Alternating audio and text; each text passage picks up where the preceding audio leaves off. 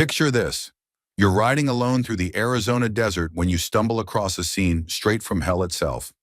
A wagon torn apart by bandits, bodies scattered like broken dolls, and in the middle of it all, a baby crying next to his dead mother. What do? Most men would ride away, tell themselves it's not their problem, that getting involved with other people's tragedies only brings trouble to your own doorstep. But Marcus Kane wasn't most men, and the choice he made in that desert in 1883 would change not just his life, but the lives of two other souls who didn't even know they needed saving yet. Marcus had been living like a ghost for 3 years, ever since the war took his brother and left him with nothing but scars, nightmares, and a cabin 20 miles from the nearest neighbor. He'd told himself that solitude was safety, that caring for nothing meant losing nothing. But what Marcus didn't know, as he knelt in that blood-soaked sand and lifted that crying infant into his arms, was that 3 weeks later, a woman would appear at his door claiming to be the baby's aunt. A woman who'd been searching every settlement between Santa Fe and Tucson, following rumors and whispers, and the fading hope that her sister's child might still be alive. This is the story of how a man who'd forgotten how to care learned to love again. How a woman searching for her lost family found something she never expected. And how a baby who should have died in the desert grew up to prove that sometimes the most powerful thing you can do is refuse to let the world break what matters most. The folks in Red Valley called them scandalous. The preacher called them sinful. But what they really were was something much more dangerous than that. They were a family. The sun hung merciless in a copper sky, beating down on the red earth like God's own hammer. Marcus Kane pulled his horse to a stop at the crest of a low ridge and wiped sweat from his forehead. Below him, the trail wound through a canyon between walls of red sandstone, carved by flash floods and ancient rivers. He was 3 days out from Red Valley, returning from Tucson with winter supplies, salt pork, coffee, ammunition, lamp oil. The basics that kept a man breathing when civilization was just a memory on the horizon. He preferred it that way. Had for 3 years now, ever since he'd come home from the war to find his brother dead. His ranch sold for taxes, and nothing left but ghosts. The cabin he'd built 20 miles from nowhere suited him fine. No neighbors asking questions about the scars on his back or why he woke up screaming. No women bringing sympathy he didn't want. No children reminding him of things he'd never have. Just silence. Just the kind of peace that came from expecting nothing and getting exactly what you expected. That's when he saw the buzzards, 4 of them, circling lazy and patient about a mile ahead. Marcus's jaw tightened. Buzzards meant death, and death in the desert usually meant trouble. But something made him spur his horse forward anyway. Maybe war-trained instinct, maybe curiosity. Maybe the silence had gotten too heavy, and even trouble seemed better than another day of hearing nothing but his own thoughts. The smell hit him first. Death had a particular scent in desert heat, sweet and thick and wrong. Marcus pulled his bandana up over his nose, but it didn't help much. The wagon was overturned in a dry creek bed, canvas torn and flapping like a surrender flag. Boxes and barrels scattered across sand, contents spilled and ruined. Flour turned to paste, coffee beans scattered like dark promises never kept. 3 men lay sprawled in the dirt, bodies already bloating. 2 wore settler clothes, the third dressed in cavalry blue, uniform stained with blood and dust. All shot, robbed, left for buzzards. Marcus dismounted slowly, hand moving to the Colt at his hip. This had bandit raid markings. Hernandez gang, maybe, or Comancheros hitting supply trains. Professional work. Quick, brutal, efficient. He was about to remount when he heard it, a sound that didn't belong in this place of death. High-pitched, desperate, unmistakably human. A baby crying. Marcus froze, blood turning to ice. He'd seen enough horror during the war, but there was something about that sound that cut through his walls and went straight to whatever part of his soul he hadn't killed yet. The crying came from behind the wagon, where canvas and rope lay heaped. Marcus approached slowly, boots crunching on broken glass and grain. Each step took him further from who he'd been and closer to something he wasn't ready to face. He pulled back the canvas and found her. She couldn't have been more than 20, dark hair braided neat despite everything. Her dress was torn and blood-stained, but it had been good once, the kind a respectable woman wore for traveling. Her eyes stared sightless at the burning sky. Thin line of blood dried at her mouth. But it wasn't the dead woman that made Marcus's hands shake. It was the baby, alive, red-faced, screaming with desperate fury that comes from being abandoned by a world that should have protected him. Wrapped in a quilt once white, now stained with dust and worse. Tiny fists waved at the merciless sky like he was already fighting whatever demons might come. Marcus had held rifles, reins, hands of dying men. But never a baby, never been this close to something so small and helpless and completely dependent on strangers' mercy. He reached out with hands that had killed men and built houses, hands that shook now as he gathered up this scrap of humanity that should have been dead but somehow wasn't. The baby's crying got louder when Marcus picked him up, as if sensing his mother was gone, and this strange, hard man was all that stood between him and the buzzards overhead. Marcus held him awkwardly, not sure which end was which or how tight was too tight, but gradually as the child's warmth seeped through the quilt into his chest, something in Marcus began to crack open. Not healing exactly, more like the first hairline fracture in ice frozen too long. He looked at the dead woman again, studying her face. Pretty, young, with soft features that spoke of life far from frontier realities. Her wedding ring caught sunlight, simple gold band that probably cost more than most Red Valley folks saw in a year. This wasn't some drifter. This was a lady, someone's daughter, wife, mother. The baby had quieted in his arms, not from comfort, but exhaustion. Small chest rose and fell in rapid breaths, skin too hot against Marcus's palm. Heat stroke, dehydration, dozen things that could kill a child faster than bullets killed men. Marcus looked around scattered wagon remains, most supplies ruined, but he found a half-empty water barrel and overlooked hardtack sack. Also a wooden crate that rattled, and when he pried off the lid, found baby bottles, cloth diapers, milk powder tin. Someone had been prepared for this journey. Someone had been planning for this child's future. The thought made Marcus's throat tight, but he pushed it down. Time for thinking later. Right now, only survival. He fashioned a makeshift grave using creek bedstones, working quickly as sun climbed and baby's breathing grew labored. Didn't know her name, didn't know where she'd been going, but he carved a simple cross into larger stone and said words that weren't enough, but were all he had. Then he wrapped the baby more securely, gathered supplies he could carry, loaded everything onto pack horse. Child whimpered when motion jostled him, but didn't cry. Maybe too weak. Maybe already knew crying wouldn't bring mother back. Marcus mounted and settled baby against his chest, one arm holding secure while other guided reins. Felt strange, foreign, like wearing someone else's clothes. But alternative was leaving child to die. And whatever Marcus Kane had become, he wasn't that kind of man. Not yet.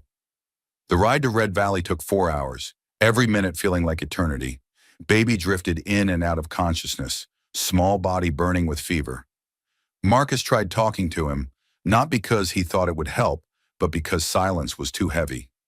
"Easy there, little one," he murmured as horse picked way down rocky slope. "Almost home. Got roof. Got water. Got fire to keep chill off when sun goes down." Baby's eyes opened at his voice, dark and serious and far too knowing for someone who couldn't be more than a few months old. For a moment, Marcus felt like he was being judged by something ancient and implacable, something that could see right through to his core and find him wanting. But then Child's tiny hand escaped quilt and wrapped around Marcus's finger, and worlds shifted in ways that had nothing to do with horse motion or heat shimmer. Red Valley appeared like mirage made real. Weathered buildings clustered around single main street running from saloon to church. Population maybe 200 on good day. Folks who'd come west looking for something better and found something harder. Marcus had chosen the place because it was where a man could disappear if he wanted, where people minded their own business and didn't ask questions about your past or why you lived 20 miles from nowhere. But as he rode down Main Street with baby in his arms, Marcus realized anonymity was about to become luxury he could no longer afford. Mrs. Henderson stepped out of general store and nearly dropped her groceries. Her mouth fell open, snapped shut, opened again like catching flies. Old Pete on saloon porch leaned forward so far he nearly fell off his chair. Weathered face creased into frown that could curdle milk. Blacksmith's hammer went silent. Dogs stopped barking. Even wind seemed to hold breath as Marcus Kane, hermit of Copper Creek Canyon, rode through town with baby pressed against chest like strange nativity scene. Marcus kept eyes forward and jaw set. He'd learned long ago that less you gave people to talk about, faster they got bored and moved on. But even he had to admit this situation would be harder to ignore. He stopped at general store and dismounted carefully, making sure baby was secure before tying horse to hitching post. Mrs. Henderson scurried inside, no doubt to spread news that Marcus Kane had come to town with baby, and Lord only knew where he'd gotten it. Bell chimed as Marcus stepped inside, and conversation died like someone blew out candle.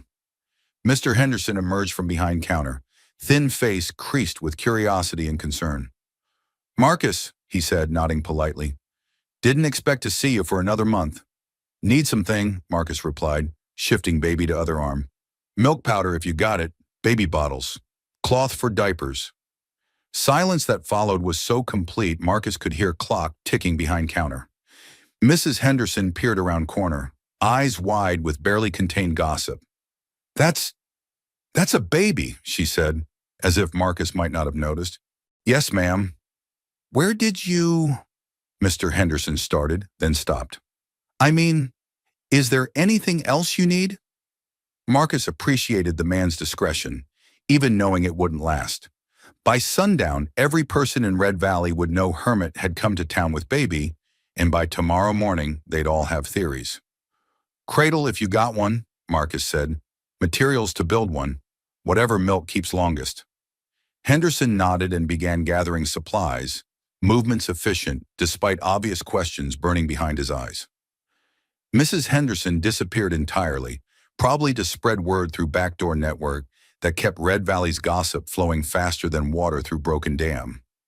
Baby stirred in Marcus's arms, making small sound that wasn't quite crying, but wasn't contentment. Marcus found himself rocking slightly, instinctive motion he didn't remember learning. Child's fever seemed broken during ride, but still too pale, too quiet, too fragile. "He's sick?" Henderson asked, loading milk powder tin into crate. "Fever. Dehydration. Found him in desert." Henderson's hands stilled. "His parents? Dead." Single word hung in the air like gunshot smoke. Henderson nodded grimly and continued packing. Death was common enough on Frontier that it didn't require lengthy explanations. People died. Others picked up pieces. That was how world worked. But babies were different. Babies were hope and future and possibility wrapped in something small enough to hold. They were also responsibility and sleepless nights, and 100 ways for everything to go wrong. "You know anything about raising children?" Henderson asked as he tallied total. Marcus looked down at baby, who was staring back with those dark, serious eyes. "Number, but I reckon I'll learn." Dawn came with the thin wail of a hungry baby who didn't understand why the world had become a place of strangers. Marcus woke with his back aching from sleeping propped against the headboard. The child cradled in his arms all night. He'd been afraid to put the baby down, afraid the fragile connection they'd forged would break. Now in harsh morning light, that fear seemed foolish. The baby was crying again, face red and pinched with distress, and Marcus felt as helpless as when he'd first heard those cries in the desert. All right, he muttered, struggling to his feet. "I hear you." The milk powder sat on the table where he'd left it, along with bottles Henderson had packed. Marcus's hands shook as he measured powder, added warm water from the kettle he'd kept simmering, tried to remember proportions that had worked the night before. Baby's cries grew frantic, and Marcus found himself talking as he worked, voice rough with sleep and uncertainty. "Easy there, little one. Food's coming. Just give me a minute." But when he offered the bottle, the child turned his head away, batting at the nipple with tiny fists. The crying intensified, becoming desperate sound that made Marcus's chest tight and hands clumsy. "Come on," he pleaded, trying again. "You drank it last night." Everything was different now, apparently. Baby refused bottle, refused comfort, refused to acknowledge Marcus was doing his best with skills he'd never needed. The crying went on until Marcus felt his nerves scraped raw. He tried walking the baby around cabin, tried rocking by fire, tried singing, though his voice cracked on notes he'd never had trouble with. Nothing worked. If anything, baby seemed to cry harder, as if sensing Marcus's desperation and finding it inadequate. By the time sun was fully up, Marcus was sweating despite morning chill, his shirt damp with spit up and worse things. Baby had finally taken some milk, but not much, and the whole process had been a battle that left both exhausted. Marcus looked at himself in the small mirror and barely recognized the man staring back. Hair standing in all directions, eyes red-rimmed with fatigue, streak of something unidentifiable across his cheek. He looked like he'd been through a war, which in a way he had. The baby was quiet for the moment, lying on Marcus's bed and staring at ceiling with those dark, serious eyes. Small chest rose and fell in rapid rhythm. Marcus was beginning to recognize as normal, and his color was better than yesterday. That was something. Marcus changed his shirt, washed his face, tried to make himself presentable. He needed supplies from town. More milk powder, cloth for diapers, maybe some kind of cradle safer than his bed. But more than that, he needed answers. He'd managed to keep baby alive one night, but wasn't fool enough to think that made him qualified. He fashioned a sling from one of his shirts, settling baby against his chest, where child seemed most content. The baby's weight was negligible, but responsibility felt heavier than anything Marcus had ever carried. Every breath child took was a reminder that Marcus held a life in his hands. The ride to Red Valley seemed longer than usual, maybe because Marcus was hyper-aware of every jolt that might disturb baby. But child seemed to enjoy the motion, eyes wide and alert as they took in landscape passing by. First time Marcus had seen anything resembling contentment on the small face, and it gave him a flicker of hope. Red Valley was busier than usual for weekday morning. Folks seemed to find excuses to be out on the street, sweeping porches that didn't need sweeping, checking horses that didn't need checking. Marcus felt their eyes as he rode down Main Street, felt weight of their curiosity and judgment. He tied his horse outside Henderson's store and steeled himself for what would be an ordeal. Bell chimed as he pushed through door, and conversation stopped like someone had fired gun into air.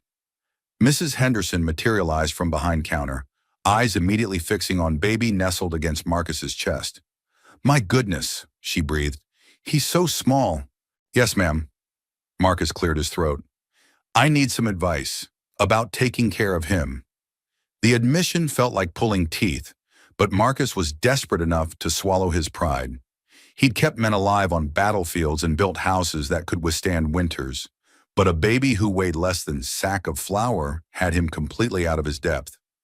Mrs. Henderson's expression softened, and she came around counter with purposeful stride of woman who'd raised 6 children.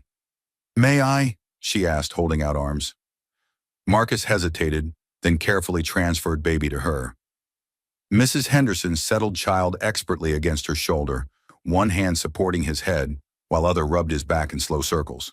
"What's his name?" she asked. Marcus realized he hadn't thought about it. Baby had just been the baby in his mind, problem to be solved rather than person who needed identity. "I don't know. His mother was dead when I found him." Mrs. Henderson nodded, expression grave. "Poor little thing. No family at all?" "None that I know of." "Well," she said, bouncing baby gently, "he seems healthy enough. Little thin, maybe, but that's expected. How's he eating?" "Not well," Marcus admitted. "He'll take some milk, but not much. And he cries. A lot." Mrs. Henderson smiled, first genuine smile Marcus had seen in Red Valley in longer than he could remember. "They do that, especially when they're grieving." "Grieving? Babies know more than we give them credit for," she said, studying child's face. "He knows his mother's gone. He's scared, confused, probably wondering why the strange man is trying to take care of him instead of woman who should be here." The words hit Marcus harder than expected. He'd been so focused on practical aspects of keeping baby alive that he hadn't considered emotional toll. This wasn't just feeding and sleeping problem. This was child in mourning.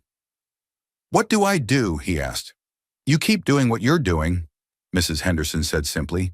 You talk to him, you hold him, you show up every time he needs you, even when you don't know what you're doing. Eventually, he'll learn to trust you. She handed baby back to Marcus, who accepted him with slightly more confidence. He needs a name, though. Can't just call him baby forever. Marcus looked down at small face, trying to imagine what name might suit someone who'd survived bandits and desert heat and being orphaned before he could hold up his own head. Thomas, he said finally. Tommy. Mrs. Henderson nodded approvingly. Tommy Kane. Has a nice ring to it. Kane. Marcus hadn't considered baby would take his name, but hearing it spoken aloud felt right in a way he couldn't explain. Tommy Kane. Like they were already family. Now, Mrs. Henderson said, switching to practical matters, let's talk about what you're going to need. The list was longer than Marcus had anticipated. More milk powder, but also cloth for diapers, safety pins, proper cradle, clothes in various sizes as baby grew, soap gentle enough for infant skin, and dozen other things Marcus would never have thought of. But Mrs. Henderson was thorough and patient, and by time she finished loading supplies into crate, Marcus felt like he might actually have chance of keeping Tommy alive and healthy. How much? He asked, reaching for wallet. Mrs. Henderson waved him off. Consider it a gift for the baby. Marcus stared at her. Ma'am, I can pay. I'm sure you can. But a baby changes things, Marcus. You're not just taking care of yourself anymore. You're going to need every dollar you can get. Before Marcus could protest, she leaned closer and lowered voice. There's going to be talk, you know, about you taking in that baby. Some folks won't understand. Let them talk. I'm not saying they're right, she continued, but you should be prepared. Single man, raising child alone. Some people are going to have opinions about whether that's proper. Marcus felt his jaw tighten. Tommy's got nowhere else to go. I know that. You know that. But not everyone's going to see it that way. She straightened up. Just be careful. And if you need help, you come ask. Don't try to do everything yourself. Marcus nodded, touched by her kindness despite himself. He'd lived on edges of Red Valley for 3 years, keeping to himself and expecting nothing from neighbors. The idea that someone might actually care what happened to him and Tommy was almost harder to accept than criticism he knew was coming. He loaded supplies onto Packhorse and settled Tommy back into Sling, trying to ignore way conversation stopped when he passed and resumed in whispers after he'd gone by. By time he reached edge of town, his jaw ached from clenching teeth. The ride home passed quietly, with Tommy dozing against his chest and late morning sun warming their backs. For a few miles, Marcus allowed himself to believe maybe this could work. Maybe he could learn to be what Tommy needed. Maybe people of Red Valley would mind their own business. But as he crested hill that looked down on his cabin, Marcus saw smoke rising from chimney and horse tied to post outside door. Someone was waiting, and given morning he'd had, he doubted it was social call. The visitor turned out to be Reverend Coleman, Red Valley's self-appointed moral authority. He was standing on Marcus's porch when they arrived, black coat and stern expression, making him look like Buzzard that had learned to walk upright. Marcus, he said as Marcus dismounted, we need to talk. Reverend! Marcus kept voice neutral, though every instinct told him to turn around and ride away. What brings you out here? I think you know. Coleman's eyes fixed on Tommy, and Marcus instinctively shifted to shield baby. The whole town's talking about this situation. What situation would that be? Don't play games with me, Marcus. A single man, taking in baby with no legal authority, no proper arrangements. It's not right. Marcus felt his temper stir but kept voice level. The baby's parents are dead. He needed help. There are proper channels for such things. Orphanages, church families who could provide appropriate care. Coleman stepped closer. What you're doing here, it's irregular, unseemly. Unseemly? A bachelor raising child alone. No woman's influence, no moral guidance. Coleman shook his head. The boy needs to be placed with proper Christian family, people who can raise him right. Marcus looked down at Tommy, who was sleeping peacefully against his chest, small fingers curled around fabric of his shirt. Baby looked content, secure, trusting in a way that made Marcus's throat tight. "He's got a home," Marcus said quietly. "He's got someone who'll take care of him." "You?" Coleman's laugh was sharp and humorless. "Marcus, you're a good man, but you're not father material. You live like hermit. You've never shown interest in family or faith or any of things that make man suitable for raising children." "I'm learning." "This isn't something you learn by trial and error. This is human soul we're talking about. Child who deserves better than this." Coleman gestured at cabin, at Marcus, at whole situation with obvious distaste. Marcus felt something cold and hard settle in his chest. Better than what?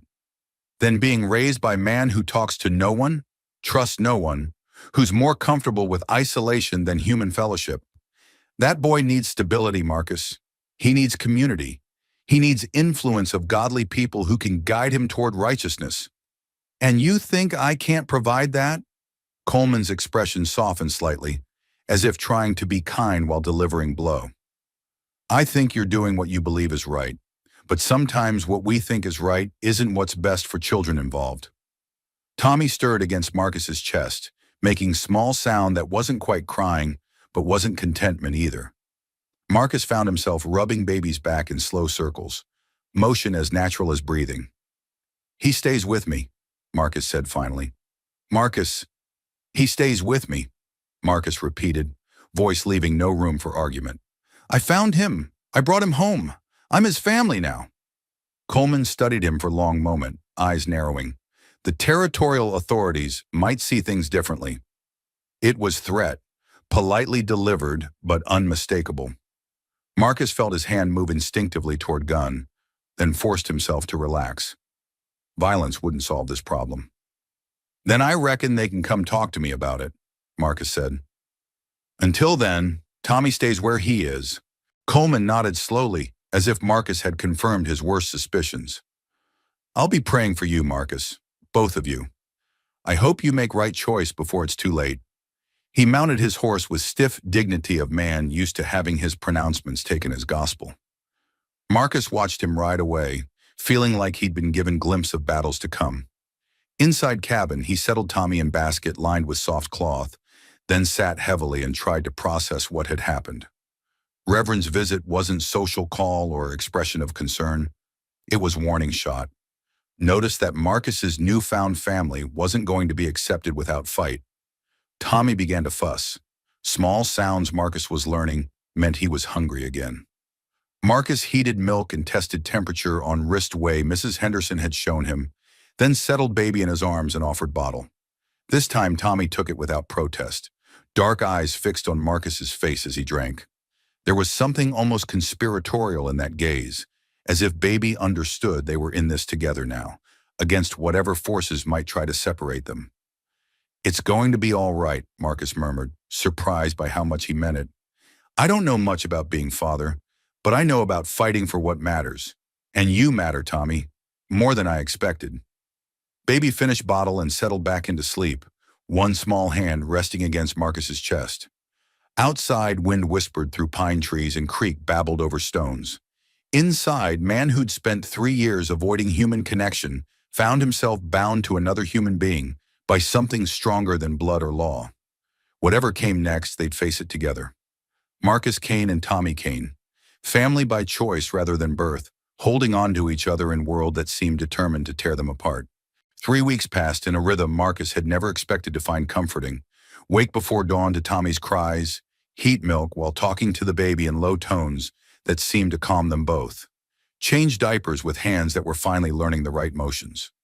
Rock the child by the fire while coffee brewed and the desert awakened outside. Tommy was thriving now, his cheeks filling out and his eyes bright with curiosity that followed Marcus around the cabin. He'd started making sounds that weren't crying, little gurgles and coos that made Marcus's chest tight with something he was afraid to name. The baby had claimed the basket by the fire as his own, and Marcus had taken to talking to him while he cooked or cleaned, filling the cabin with a voice he'd kept silent for 3 years. "Storm coming," Marcus said one October evening, looking out at the sky that had turned the color of old pewter. Tommy lay in his basket, tiny fists waving at the wooden animals Marcus had carved for him during the long nights when sleep wouldn't come. Big one by the look of it. Good thing we got plenty of supplies laid in. The barometric pressure was dropping fast, making Marcus's old war wounds ache and the horses restless in their shelter. Lightning flickered on the horizon, still distant but promising violence. Desert storms were quick and brutal, turning arroyos into rivers and peaceful canyons into death traps for anyone fool enough to be caught in the open. Marcus checked the shutters, made sure the woodpile was covered, and built up the fire higher than usual. Tommy would need warmth if the temperature dropped the way it looked like it might. The baby had been fussy all day, sensing the weather change in the way animals did, crying at nothing and refusing to settle even when Marcus held him. The first drops hit the roof just after sunset, big fat raindrops that sounded like bullets against the wooden shingles.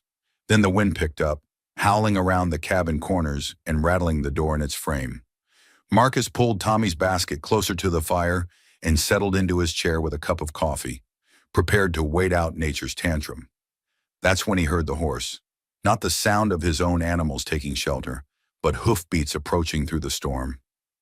Slow, unsteady, the rhythm of a horse pushed to exhaustion. Marcus set down his coffee and reached for the rifle that was never far from his hand. Visitors in good weather were rare enough. Visitors in a storm like this were either desperate or dangerous. The hoofbeats stopped outside his door. Marcus moved to the window and peered through a crack in the shutters, but the rain was coming down too hard to see clearly. Just a dark shape that might have been horse and rider, motionless in the storm. Then came the knock. Weak, barely audible over the wind and rain, but definitely human. Marcus hesitated. Every instinct told him not to open that door. Nothing good ever came calling in a storm. But the knock came again, even weaker this time, and something about its desperate quality made his decision for him. He grabbed his rifle and opened the door. She collapsed the moment he unlatched it, falling forward into the cabin like she'd been holding herself upright by will alone. Marcus caught her before she hit the floor, his arms going around a frame so thin he could feel bones through her soaked clothes. "Jesus," he muttered, kicking the door shut against the driving rain. The woman was unconscious, her face pale as death, and her clothes plastered to her body. Blood seeped through a crude bandage wrapped around her left arm, and her lips had a blue tinge that spoke of cold and exhaustion. Marcus half-carried, half-dragged her to the chair by the fire, then quickly checked to make sure she was breathing. Her pulse was weak but steady, and when he peeled back the bandage on her arm, he found a deep gash that looked like it had come from a knife or broken glass. Not life-threatening if it didn't get infected, but painful enough to explain why she'd nearly fainted. Tommy had started crying when the stranger fell through the door, his wails adding to the chaos of wind and rain. Marcus glanced between the woman and the baby, torn between two people who needed his help. The woman's eyes fluttered open, brown and wide with confusion. She tried to sit up, then winced and pressed a hand to her bandaged arm. "Easy," Marcus said, moving to steady her. "You're hurt." Her gaze swept the cabin, taking in the rough furniture, the fire, the baby crying in his basket. When her eyes settled on Tommy, something changed in her expression. The confusion was replaced by something sharper, more focused. "Where?" She started, then stopped to clear her throat. Her voice was hoarse, barely above a whisper. "Where did you get that baby?" Marcus's hand moved instinctively toward his rifle. "Found him. His parents were dead." "When? Where?" There was an urgency in her voice that made Marcus wary. 3 weeks ago. Desert, about a day's ride south of here. Wagon train got hit by bandits." The woman's face went white, and for a moment Marcus thought she might faint again. Instead, she struggled to her feet, swaying but determined. "I need to see him," she said. "Ma'am, you need to sit down. You're hurt and—" "I need to see him now." Something in her tone brooked no argument. Marcus watched, ready to catch her if she fell, as she made her way slowly to Tommy's basket. The baby had quieted when he heard voices, and now he lay looking up at the stranger with those dark, serious eyes. The woman knelt beside the basket, her breath catching. She reached out with shaking fingers to touch Tommy's cheek, and the baby turned toward her touch with a sound Marcus had never heard him make before. a soft, almost questioning coo. "Oh, God," she whispered, and tears started streaming down her face. "Oh, God, it's really him." Marcus felt the bottom drop out of his stomach. "You know him?" "He's my nephew." Her voice broke on the words. "This is Mary's son, my sister's baby." The cabin fell silent except for the storm raging outside and the soft sound of the woman crying. Marcus stared at her, his mind racing through implications he didn't want to face. If this woman was telling the truth, if she really was Tommy's aunt, then everything was about to change. "What's your name?" he asked quietly. "Emma. Emma Hartwell." She wiped her eyes with the back of her hand, not taking her gaze off Tommy. "Mary was my sister, my younger sister. She was coming to find me when they killed her." "How do you know about the attack?" Emma's jaw tightened. "I've been looking for her for weeks. Started in Santa Fe when she didn't arrive when she said she would. Sheriff there told me about bandit raids on the trail. Said there'd been attacks, but no details." She looked up at Marcus. "I've been riding from town to town, asking if anyone had seen a young woman with a baby. And you found me. Found you in Red Valley yesterday. Woman at the general store said a hermit had come to town with a baby, buying supplies. Said you lived out here alone." Emma's eyes were fierce despite her exhaustion. "I had to see for myself." Marcus looked down at Tommy, who was reaching up toward Emma with small, grasping fingers. The baby seemed to recognize her in some way, responding to her presence with more animation than Marcus had seen since the day he'd found him. "How do I know you're telling the truth?" Marcus asked. Emma pushed up the sleeve on her uninjured arm, revealing a small birthmark on her wrist, a crescent-shaped mark about the size of a silver dollar. Then she gently lifted Tommy's left arm, pushing back the sleeve of his small shirt. There, on the baby's wrist, was an identical mark. "Runs in our family," Emma said simply. "All of us have it. Mary used to say it was how we'd always find each other, no matter how far apart we were." Marcus stared at the matching birthmarks, feeling the world shift beneath his feet. 3 weeks ago, Tommy had been a foundling with no past and no family. Now he had a blood relative, someone with a legitimate claim to him that Marcus couldn't dispute. "What happened to your sister?" he asked, needing to hear the whole story. Emma's face hardened.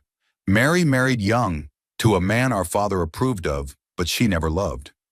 He was difficult, cruel when he'd been drinking. When she found out she was pregnant, she tried to make it work, but he got worse after the baby was born. Started hitting her, threatening the child." She paused, looking down at Tommy with infinite tenderness. "So she left, packed what she could carry, and started west to find me. I'd written her letters about California, about opportunities there for women willing to work hard. She was going to stay with me until she could get on her feet. But she never made it. She got as far as the desert before." Emma's voice trailed off. She reached into her saddlebag and pulled out a letter, rain-stained but still readable. "This is the last letter she sent me, mailed from Tucson the day before she died." Marcus took the letter and read it by firelight. It was in a woman's careful handwriting, full of hope and plans for the future.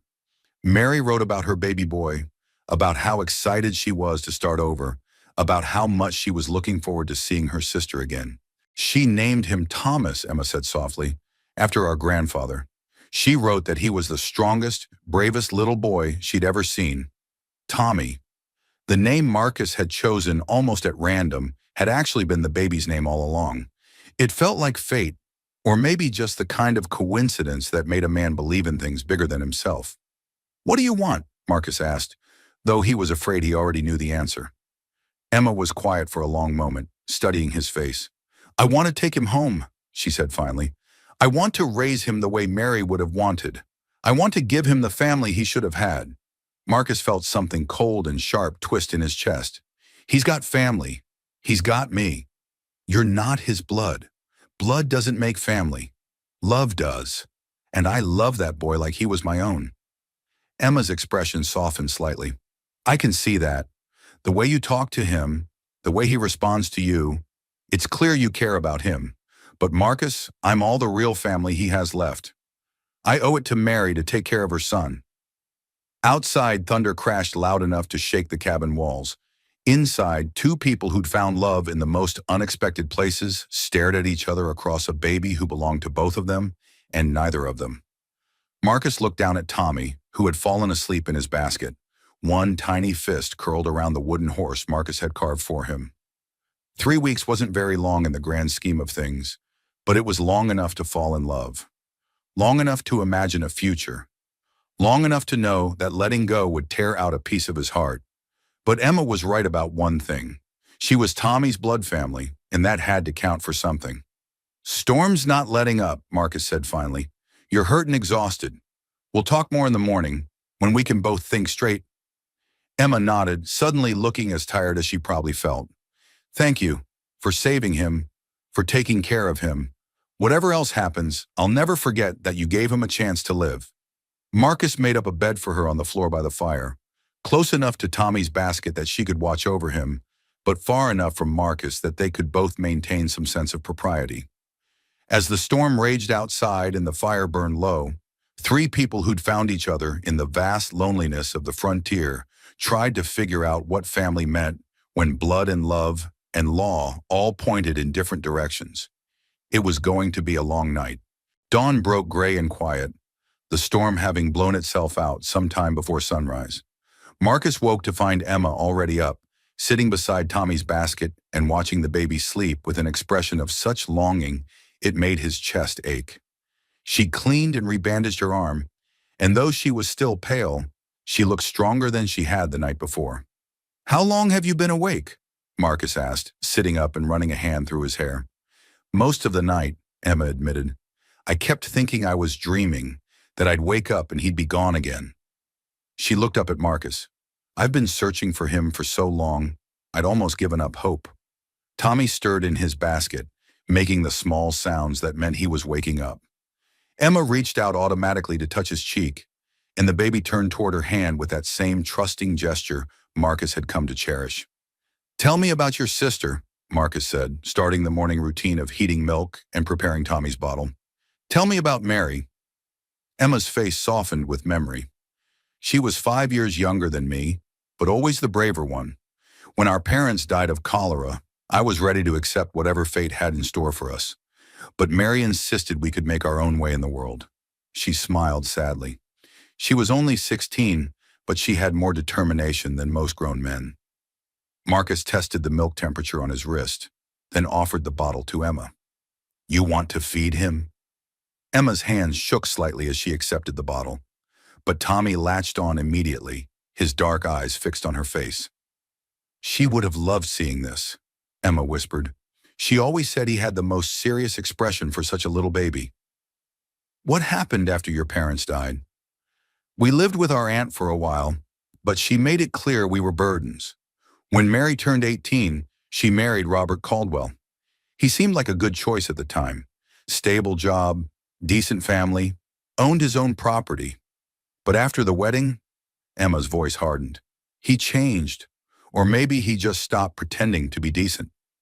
Marcus poured himself coffee and sat across from them, listening to the story he'd been dreading to hear. It started with small things, criticism about her cooking, her appearance, how she spent her time. Then he began controlling her, not letting her leave the house without permission, reading her letters before she could send them. When she got pregnant, I thought maybe he'd be happier, but it got worse. "He hit her?" Emma nodded, her jaw tight. "Mary tried to hide it when I visited, but I could see the bruises, the way she flinched when he raised his voice. After Tommy was born, Robert started threatening the baby too, saying he'd throw them both out if Mary didn't learn to be a proper wife." Tommy had finished his bottle and was making contented sounds against Emma's shoulder. She rubbed his back in gentle circles, and Marcus noticed how natural the motion seemed for her. "So she left. She planned it for months, saved every penny she could hide, corresponded with me in secret.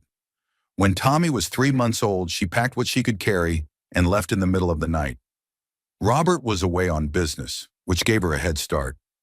Marcus refilled his coffee cup, processing the story. "How did you find out what happened to her?" Emma's expression darkened. "When Mary didn't arrive in Santa Fe when she said she would, I knew something was wrong. She was always punctual, always kept her word. So I went to the sheriff, but he wasn't much help. Said wagon trains got robbed all the time. Said people went missing in the desert and were never found. But you kept looking. I had to. Mary was all the family I had left. And now Tommy, she looked down at the baby in her arms. I couldn't just give up and assume they were dead. So I started riding the trail between Santa Fe and Tucson, stopping at every settlement, asking if anyone had seen a young woman traveling with a baby. Marcus stood and walked to the window, looking out at the desert that stretched endlessly in all directions. That's dangerous country for a woman alone. I know, but what choice did I have? Emma's voice was firm. I finally got a lead in Red Valley. The woman at the general store mentioned a hermit who'd come to town with a baby, buying supplies for childcare. She said you lived out here alone, that no one knew much about your background. So you came to investigate. I had to see for myself. When I saw you with Tommy yesterday, Emma's voice broke slightly. I knew immediately. He looks just like Mary did as a baby. Same dark eyes, same serious expression. Marcus turned back to face her. What's your plan now? Assuming you take him back to Santa Fe? Emma was quiet for a long moment, stroking Tommy's hair. I have a small house there, and I work as a seamstress. It's not much, but it's honest work, and I make enough to support both of us. There are other families nearby, children for him to play with when he's older, a school, a church, all the things a growing boy needs. It sounded reasonable, responsible, everything Marcus couldn't offer. His cabin was isolated, the nearest neighbors miles away. He had no experience with children, no understanding of what Tommy would need as he grew older. Emma was offering civilization, community, a proper upbringing.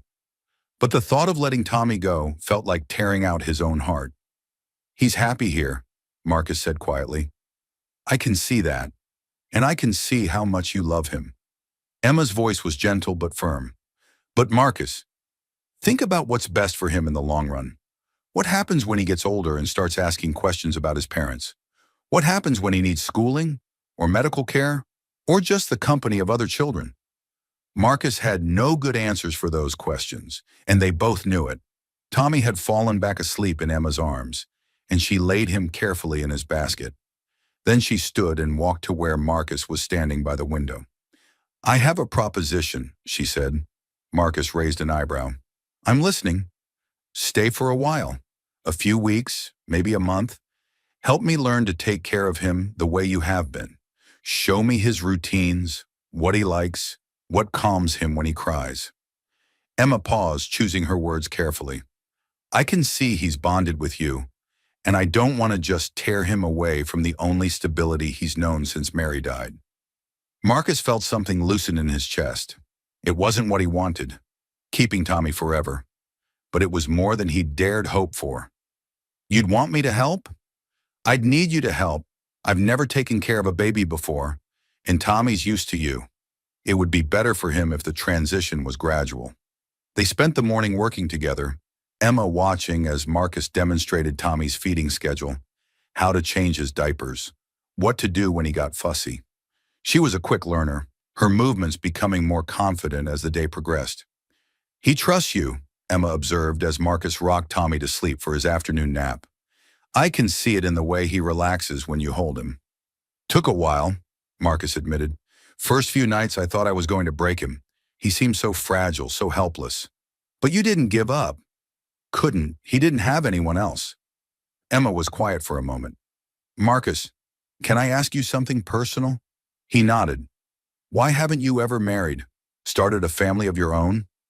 Marcus set Tommy in his basket and sat heavily in his chair. War changes a man. I came back different than when I left. Angry, broken in ways that don't show on the outside. Didn't seem fair to inflict that on a woman who deserved better. And now, Marcus looked at Tommy, sleeping peacefully in the afternoon light. Now I think maybe I was wrong about what family means. Maybe it's not about being perfect or having everything figured out. Maybe it's just about showing up when someone needs you. Emma smiled, the first genuine smile he'd seen from her. Mary would have liked you. She always said the best people were the ones who helped others without expecting anything in return. That afternoon, while Tommy napped, Emma told Marcus more about Mary's life, about their childhood, about the dreams his sister had harbored for her son's future. Marcus found himself sharing stories too, about his brother, about the war, about the 3 years of solitude that had preceded Tommy's arrival. "You're not the hermit I expected," Emma said as they sat on the porch, watching the sun sink toward the mountains. "What did you expect?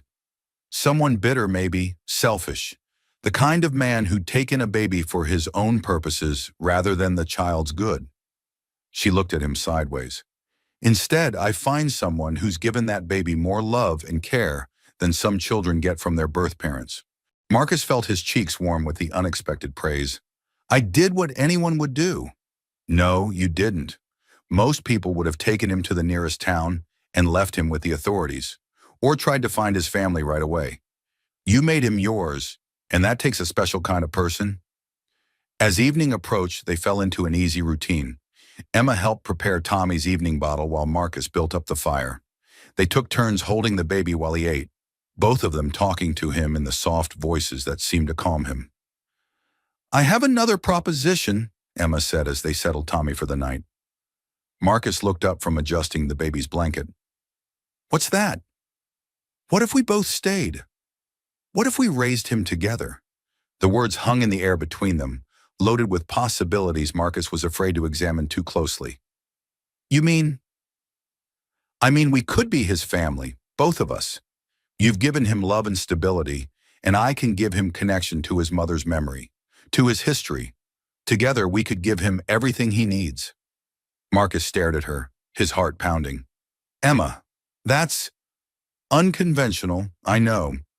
But so is a bachelor hermit raising an orphan baby. Sometimes the best families are the ones that form out of necessity and love, rather than tradition." Outside, coyotes were beginning their evening song, wild and haunting in the desert darkness. Inside, 3 people who'd found each other against all odds sat quietly, imagining a future none of them had planned, but all of them wanted. "Think about it," Emma said softly. "We don't have to decide tonight. But Marcus, I think this could work. I think we could make this work." As the fire burned low and Tommy slept peacefully between them, Marcus allowed himself to hope that maybe, just maybe, they already had. 2 weeks passed in what Marcus had come to think of as the happiest time of his adult life. Emma had settled into the cabin like she'd always belonged there, bringing a warmth and domesticity that transformed the rough space into something that felt like a real home. She'd sewn curtains for the windows, organized the shelves with an efficiency that amazed him, and filled the evenings with conversation that made him remember why he'd once enjoyed the company of other people. But more than that, watching her with Tommy had shown Marcus what the baby had been missing: the gentle touch of a woman who knew instinctively how to comfort and nurture. Emma sang lullabies while she rocked him, told him stories about his mother, and had a way of calming his fussiness that seemed almost magical. "We make a good team," she said one morning as they worked together to give Tommy his bath, Marcus holding the squirming baby while Emma gently washed his hair. "We do," Marcus agreed, marveling at how natural it all felt. 3 weeks ago, he'd been a solitary man who barely spoke to another human being from one month to the next. Now he couldn't imagine life without the sounds of domestic harmony that filled his cabin. But their contentment was about to be tested. The first sign of trouble came when Marcus rode into Red Valley for supplies. He'd grown accustomed to the stares and whispers that followed him whenever he appeared in town with Tommy. But today felt different. The conversations didn't just stop when he passed. They continued in harsher whispers, and he caught fragments that made his jaw clench. "Living in sin. Poor child. What kind of upbringing? Someone ought to do something." At Henderson's store, the atmosphere was openly hostile. Mrs. Henderson, who had been kind and helpful before, barely looked at him as she gathered his supplies. When Marcus asked about ordering fabric for Emma to make clothes for Tommy, she pursed her lips disapprovingly. "I heard you've got a woman living out there with you now," she said, her voice carrying clearly to the other customers in the store. "Tommy's aunt," Marcus replied evenly. "She came looking for him." "Is that what she's calling herself?" Mrs. Henderson's tone suggested she didn't believe a word of it. "Mighty convenient. A woman showing up just when folks were starting to talk about the irregularity of your situation. Marcus felt his temper stir. What exactly are you implying? I'm not implying anything. I'm saying outright that it's unseemly for an unmarried man and woman to be living together. Baby or no baby, there are proper ways to handle these situations. Before Marcus could respond, Reverend Coleman entered the store, his presence immediately commanding the attention of everyone present, his eyes fixed on Marcus with the cold satisfaction of a man who'd been proven right. Marcus, he said, his voice carrying the weight of moral authority, I understand congratulations are in order. I hear you found yourself a companion. The way he said the word made it sound dirty, shameful. Marcus felt his hand move instinctively toward his gun, then forced himself to relax. Emma is Tommy's aunt. She has every right to be involved in his care. Does she? Coleman stepped closer, lowering his voice but not enough to prevent the other customers from hearing every word. Have you seen any documentation proving this relationship? Any legal papers establishing her claim to the child? Marcus hadn't thought to ask for proof, had accepted Emma's story based on the birthmark and her obvious love for Tommy. Now hearing Coleman's skeptical tone, he wondered if he'd been naive. The child knows her, Marcus said firmly. He responds to her like family. Children are trusting creatures, Coleman replied. They'll accept attention from anyone willing to give it. That doesn't make that person family. Mrs. Henderson leaned across the counter, her voice dropping to a conspiratorial whisper. Reverend, what should be done about this situation? Surely the territorial authorities need to be informed. I've already sent word to the territorial judge, Coleman said, not bothering to lower his voice. This matter requires official intervention. The child's welfare is at stake. Marcus felt the world tilt beneath his feet. You had no right? I had every right. As a man of God and a concerned citizen, I have a duty to protect innocent children from irregular circumstances. Coleman's smile was thin and cold. The judge will be here within the week to assess the situation and determine proper placement for the child. The ride home felt like the longest of Marcus's life. Every hoofbeat seemed to echo with Coleman's threat, every mile bringing him closer to having to tell Emma that their fragile happiness was about to be torn apart by people who saw sin where they saw love. He found Emma in the garden behind the cabin, Tommy lying on a blanket in the shade while she tended the vegetables Marcus had planted, but never had time to properly care for. She looked up when she heard him approach, her smile fading when she saw his expression. What's wrong? Marcus dismounted and told her everything. The whispers in town, Mrs. Henderson's accusations, Coleman's threat about the territorial judge. Emma listened without interruption, her face growing paler with each word. They think I'm lying about being Tommy's aunt, she said finally. Are you? The question slipped out before Marcus could stop it, and he immediately regretted it when he saw the hurt flash across Emma's face. How can you ask me that? After everything I've told you about Mary, about our family? I'm sorry, I didn't mean… Marcus ran a hand through his hair. Coleman got in my head, made me doubt. But I know you're telling the truth. I can see it in how you are with Tommy, in the stories you tell about his mother. Emma's expression softened, but there was still hurt in her eyes. Marcus, I don't have papers proving I'm Mary's sister. People like us, we don't have official documents for everything. All I have is this. She pushed up her sleeve, showing the crescent birthmark that matched Tommy's. And my word. Your word is enough for me, Marcus said, meaning it completely. But it might not be enough for a territorial judge. That evening, as they sat by the fire with Tommy sleeping between them, they discussed their options. Emma could leave, taking Tommy with her and disappearing into the vast anonymity of the frontier. Marcus could claim he'd never seen her before if questioned, but both of them knew they didn't want that. We could get married, Emma said suddenly, her cheeks flushing as soon as the words left her mouth. Marcus stared at her. What?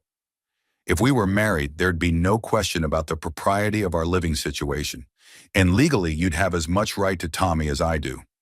She looked down at her hands. I know it's not what either of us planned, but it would solve the immediate problem. Marcus considered the idea. his heart pounding. Marriage to Emma would legitimize their unconventional family, but it would also mean committing to something he wasn't sure he was ready for. Emma, I care about you more than I expected to, but marriage is... I know, she said quickly. I'm not talking about a real marriage necessarily, just a legal arrangement to protect Tommy. We could continue as we have been, just with papers that make it official. Before Marcus could respond, Tommy began crying.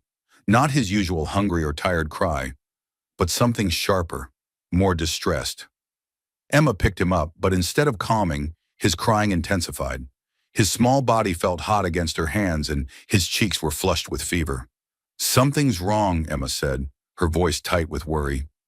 Marcus felt Tommy's forehead and cursed under his breath. The baby's temperature was dangerously high, and his breathing was rapid and shallow. They dealt with minor fussiness and occasional spitting up, but this was something else entirely. We need to get him to a doctor, Marcus said, already moving toward his saddlebags. The nearest doctor is in Red Valley, Emma pointed out. After what happened today, Marcus paused. Bringing a sick baby to a town that was already suspicious of their situation would only make things worse. But Tommy's health was more important than gossip or judgment. I don't care what they think, he said finally. Tommy needs help. The ride to Red Valley was a nightmare. Tommy's fever spiked higher, and by the time they reached town, he was barely conscious. Marcus kicked down the door to Dr. Winters' office, not caring who saw or what they thought. Dr. Winters was an elderly man who'd been treating the people of Red Valley for more than 20 years. He took one look at Tommy and immediately went to work, his hands gentle but efficient as he examined the baby. Pneumonia? He diagnosed grimly. Probably caught from the weather change. Babies are susceptible. Will he be all right? Emma asked, her voice barely above a whisper. Hard to say. Next 24 hours will be critical. Dr. Winters looked between Marcus and Emma. He'll need constant care. Someone to watch him, keep him cool, make sure he keeps fluids down. We'll stay here, Marcus said immediately. Both of you? Dr. Winters raised an eyebrow. That might not be appropriate, given the talk around town. I don't give a damn about the talk, Marcus snapped. That baby needs both of us. Dr. Winters nodded slowly. In that case, there's a cot in the back room. You can take shifts watching him. Through the long night, Marcus and Emma took turns holding Tommy, trying to bring down his fever with cool cloths and forcing small amounts of water between his lips. The baby drifted in and out of consciousness, his breathing labored and his small body burning with heat. This is my fault, Emma whispered during one of her shifts. If we hadn't complicated his life. Don't, Marcus said firmly. This isn't anyone's fault. Babies get sick. It's not because of anything we did or didn't do. But privately, Marcus wondered if the stress of the situation had somehow made Tommy more vulnerable. The baby had been thriving before Emma's arrival and the subsequent upheaval. Now he was fighting for his life while a territorial judge traveled toward Red Valley to determine his fate. By morning, Tommy's fever had broken slightly, and Dr. Winters expressed cautious optimism. But as Marcus and Emma prepared to take him back to the cabin, they found Reverend Coleman waiting outside the doctor's office with two men Marcus didn't recognize. Marcus Kane, one of the strangers asked. I'm Judge Harrison, Territorial Court. I understand you've been caring for an orphan child under questionable circumstances. Marcus felt Emma tense beside him, Tommy sleeping fitfully in her arms. The moment they'd been dreading had arrived, and their makeshift family was about to face its greatest test. Your Honor, Marcus said carefully, we can explain everything. I'm sure you can, Judge Harrison replied, his tone suggesting he'd already made up his mind. But first, I think we need to discuss the proper placement of this child with people who can provide appropriate moral guidance. The battle for Tommy's future was about to begin, and Marcus wasn't sure they had any weapons left to fight it with. Judge Harrison was a tall, severe man with iron gray hair and the kind of eyes that had seen too much human weakness to be impressed by excuses. He studied Marcus and Emma with obvious disapproval, his gaze lingering on Tommy sleeping in Emma's arms. Reverend Coleman has informed me of the situation here, he said without preamble. An unmarried man and woman, living together without benefit of clergy, claiming to care for an orphaned child. This is precisely the kind of moral degradation we cannot permit in decent society. Your Honor, Marcus began, but the judge held up a hand. I've heard enough testimony already. The child will be placed with the Whitmore family in Tucson. Good Christian people who can provide proper guidance and moral instruction? No. Emma's voice was quiet but absolute. You can't just take him away from the only family he's known. Judge Harrison's expression hardened. Miss, you have no legal standing here whatsoever. Unless you can produce documentation proving your relationship to this child, then marry us. The words came from Dr. Winters, who had emerged from his office and heard the entire exchange. I'm authorized to perform marriages in territorial emergencies. If the issue is their unmarried state, then let's remedy that right now. Marcus looked at Emma, who met his gaze with fierce determination. Yes, she said simply. Emma, are you sure? Marcus asked. I've never been more sure of anything in my life. Judge Harrison sputtered protests, but territorial law was clear. Dr. Winters performed the brief ceremony right there in the street, with Tommy as their only witness and half the town watching from windows and doorways. By the power vested in me by the territory of Arizona, Dr. Winters intoned, I now pronounce you husband and wife. Marcus kissed Emma gently, and when they turned to face Judge Harrison, they were no longer just two people claiming to care for an orphaned baby. They were a legally married couple with every right to raise their child as they saw fit. The judge, recognizing defeat, climbed back into his wagon and left Red Valley without another word. Reverend Coleman followed, his face dark with disapproval but unable to argue with the law. 5 years later, the Kane family had become one of Red Valley's most respected households. Marcus had expanded the cabin into a proper house, with separate bedrooms and a large kitchen where Emma taught other women her recipes. Tommy, now a sturdy 6-year-old with his mother's dark eyes and an adventurous spirit that kept both his parents on their toes, was the acknowledged leader of every pack of children in town. But the real change was in Marcus himself. The man who had once lived like a hermit now served on the town council, had helped establish Red Valley's first school, and was known throughout the territory for his fair dealing and steady character. Emma had started a successful dressmaking business, and their home was always open to travelers, orphans, and anyone else who needed a place to belong. Do you ever regret it? Emma asked one evening as they sat on their porch, watching Tommy play with the wooden soldiers Marcus had carved for him. Giving up your solitude for all this chaos? Marcus looked at his wife, and she was truly his wife now, in every sense of the word. And then at the boy who had transformed his life so completely. Never, he said, meaning it absolutely, not for a single moment. The truth was, Marcus had learned that family wasn't about blood or legal documents or what other people thought was proper. It was about showing up when someone needed you, about choosing love over fear, about building something beautiful from the broken pieces of other people's lives. Tommy would grow up to become a doctor like the man who had married his parents, dedicating his life to healing and helping others. He would tell his own children the story of how their grandfather found their grandmother crying in the desert, and how their grandmother appeared in a storm to claim what was hers, and how love had triumphed over prejudice and fear. But that's a story for another day. Today, we leave the Kane family as we found them, together against all odds, proving that sometimes the most beautiful families are the ones that choose each other rather than the ones that share blood. In a world that tried to tear them apart, they held on. In a society that called them shameful, they chose to be proud. What do you think? Could you have made the choice Marcus and Emma made? Could you have fought for love when the whole world was telling you it was wrong?